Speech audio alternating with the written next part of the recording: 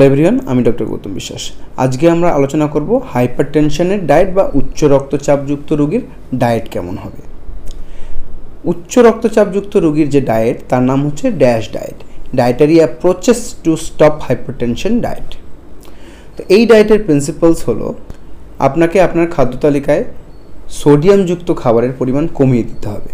তার জন্য আপনাকে কি করতে হবে না, আপনাকে মনে রাখতে হবে যে পার ডে আপনি 2.3 গ্রাম লবণ খেতে পারবেন।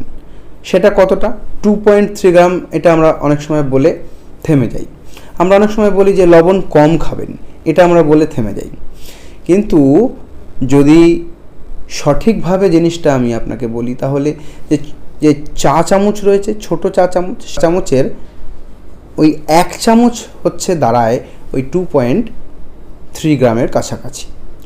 তাহলে আপনি বুঝতে পারলেন যে আপনার সোডিয়াম বা খাদ্য লবণ কতটা ইনটেক করতে হচ্ছে। এই জিনিসটা আপনি মাথায় রাখবেন এবং এই যে ছোট 1 চামচ যে খাদ্য লবণ আপনি খাচ্ছেন সেটা সারা দিনের হিসেব।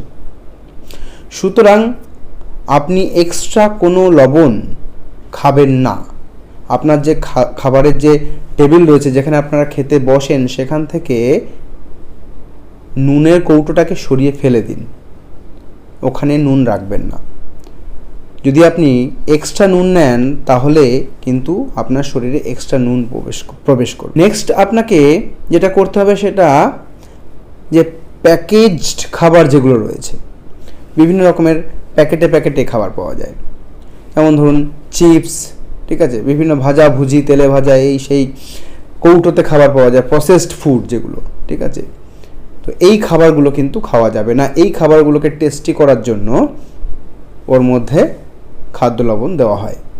সুতরাং আপনি যদি আপনি আপনার বাড়িতে যা রান্না হচ্ছে সেখানে খুব সুন্দরভাবে চিন্তা ভাবনা করে রান্না করা হচ্ছে এবং অন্য সময় আপনি প্রসেসড ফুড ইনটেক করছেন, প্রসেসড ফুডগুলোকে খাচ্ছেন, তাহলে কিন্তু আর কোনো লাভ হলো না, আপনার এক্সট্রা নুন শরীরে ঢুকে যাচ্ছে। তাহলে আপনাকে মাথায় রাখতে হবে যে আপনার যে খাদ্য লবণের পরিমাণ সেটা এইভাবে আপনাকে স্ট্রিক্টলি কন্ট্রোল করতে হবে। নেক্সট আপনাকে যেটা করতে হবে যে আপনার যে সমস্ত খাবারগুলো থাকবে সেই খাবারগুলোর মধ্যে যাতে পটাশিয়াম, ম্যাগনেসিয়াম এবং ক্যালসিয়াম নামক মিনারেলস বেশি মাত্রায় থাকে। তার কারণ এই সমস্ত মিনারেলস ঠিক সোডিয়ামের উল্টো কাজ করে। সোডিয়াম যেমন প্রেশার বাড়িয়ে দিতে কাজ করে, সেরকম এই পটাশিয়াম, ম্যাগনেসিয়াম, ক্যালসিয়াম আপনার প্রেশার কন্ট্রোলে রাখতে হেল্প করে। তাহলে আমরা যেটা করব, সোডিয়ামযুক্ত খাবার কম খাবো এবং পটাশিয়াম, ক্যালসিয়াম, ম্যাগনেসিয়াম এবং আদার্স যে মিনারেলস রয়েছে সেই সমস্ত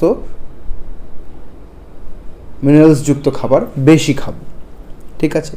আচ্ছা, নেক্সট আমাদেরকে যেটা করতে হবে, আমরা যে প্রোটিন খাই, আমরা জানি যে প্রোটিন শরীরের জন্য, স্বাস্থ্যের জন্য খুব ভালো। তো সেখানেও কিন্তু আমাদেরকে মাথা খাটিয়ে প্রোটিনটা সিলেক্ট করতে হবে। আমরা লিন প্রোটিন খাবো, মানে হচ্ছে মাছ থেকে বা পোলট্রি থেকে যে প্রোটিন পাচ্ছি সেই প্রোটিন, বা ভেজিটেবল সোর্স থেকে যে প্রোটিনগুলো আসছে সেই প্রোটিন আমরা খাবো। ভেজিটেবল সোর্স মানে হচ্ছে সয়াবিন থেকে যে প্রোটিন পাচ্ছি, ছোলা, ডাল থেকে যে প্রোটিন পাচ্ছি সেগুলো, ঠিক আছে। রেড মিট মানে হচ্ছে খাসির মাংস, বিফ, এগুলোয় কিন্তু অনেক ফ্যাট থাকে এবং এই প্রোটিনটাকে আমরা অ্যাভয়েড করব।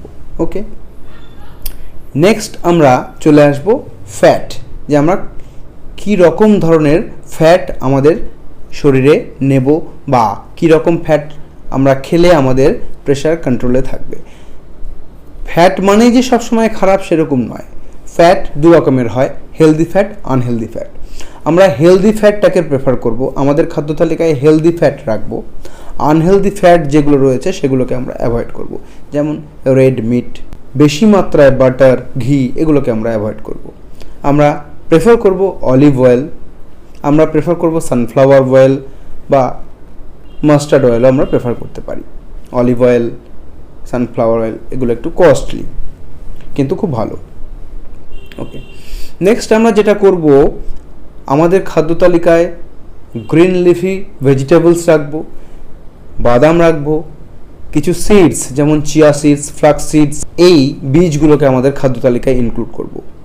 এদের মধ্যে যথেষ্ট পরিমাণে বিভিন্ন রকম মিনারেলস, যে সমস্ত মিনারেলস আমাদের প্রেশারকে কন্ট্রোল করতে সাহায্য করে, সেই রকম মিনারেলস এর মধ্যে রয়েছে। আমাদেরকে আরেকটা জিনিস মাথায় রাখতে হবে যে আমরা বেশি পরিমাণে বা এক্সট্রা সুগার কখনোই ইনটেক করব না বা খাবো না।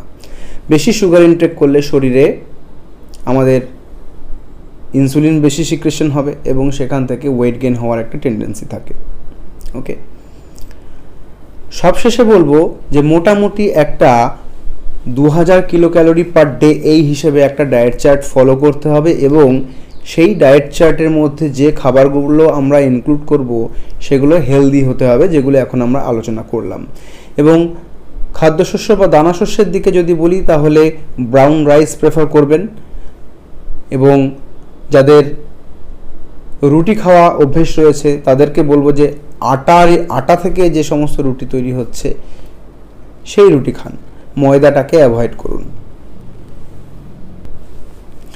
এবং সবশেষে বলবো যে হয়তো আপনার হাইপারটেনশন ধরা পড়েছে, আপনি ওষুধ খাচ্ছেন। আপনি ভাববেন না যে ওষুধ বন্ধ করে শুধু ডায়েট ফলো করে আপনার অনেক কিছু হয়ে যাবে। আপনাকে দুটোই করতে হবে। আগেও আলোচনা করেছি যে কোনো চিকিৎসার দুটো পার্ট হয়, একটা ফার্মাকোলজিক্যাল পার্ট, একটা নন ফার্মাকোলজিক্যাল পার্ট। তো ফার্মাকোলজিক্যাল পার্ট হচ্ছে ওষুধ, যেটা আপনাকে কন্টিনিউ করতে হবে, তার সাথে নন ফার্মাকোলজিক্যাল পার্ট যেটা এই ডায়েট, এক্সারসাইজ এগুলো ফলো করতে হবে। সর্বোপরি এটাও ভাববেন না যে আপনার প্রেশার বেড়েছে, আপনি ওষুধ খাচ্ছেন এবং আপনি এই স্ট্রিক্ট ডায়েটিং শুরু করলেন, আপনার রাতারাতি সব কিছু চেঞ্জ হয়ে যাবে, ভালো হয়ে যাবে, ওরকম। আপনাকে কনসিস্টেন্ট হতে হবে, রেগুলারিটি মেনটেন করতে হবে এবং যে চেঞ্জগুলো আপনি আনবেন আপনার খাদ্যাভ্যাসে সেগুলো গ্র্যাজুয়ালি আনুন। একসাথে হঠাৎ করে সব চেঞ্জ করে নিলাম ওরকম করবেন না, তাহলে আপনি কিন্তু এই জিনিসটাকে অনেক দিন পর্যন্ত টানতে পারবেন না। আপনাকে কনসিস্টেন্ট হতে গেলে গ্র্যাজুয়ালি আস্তে আস্তে আপনার খাদ্য তালিকায় পরিবর্তন আনুন, দেখবেন একঘেয়েমি লাগবে না এবং একটা সময় পরে আপনি দেখবেন যে আপনার শরীরের মধ্যে আপনি বিভিন্ন রকমের চেঞ্জেস লক্ষ্য করছেন, যেগুলো আপনার স্বাস্থ্যের জন্য ভালো। তো এই হলো আমাদের ওভারঅল হাইপারটেনশনের ডায়েট বা উচ্চ রক্তচাপ রোগীর ডায়েট। ডায়েট মানেই চার্ট করে দিলাম, এটা খাবেন, এটা খাবেন, এটা খাবেন, ওটা শুধুমাত্র একটা স্ট্রাকচার। আপনাকে বুঝতে হবে যে প্রিন্সিপালসটা, এই যে আমরা যে ড্যাশ ডায়েটের কথা বললাম তার পেছনে যে যে ফান্ডাটা রয়েছে, যে মেকানিজমস, যে প্রিন্সিপালসগুলো রয়েছে, সেটা আমি বোঝানোর চেষ্টা করলাম। এই জিনিসটা মাথায় রেখে আপনি নিজেই নিজের ডায়েটে চেঞ্জ আনুন। প্রয়োজন এক্সপার্ট অপিনিয়ন নিন, আপনার ডাক্তারের পরামর্শ নিন এবং ধন্যবাদ। আশা করি আজকের এই আলোচনা আপনাদের কাজে আসবে। নমস্কার।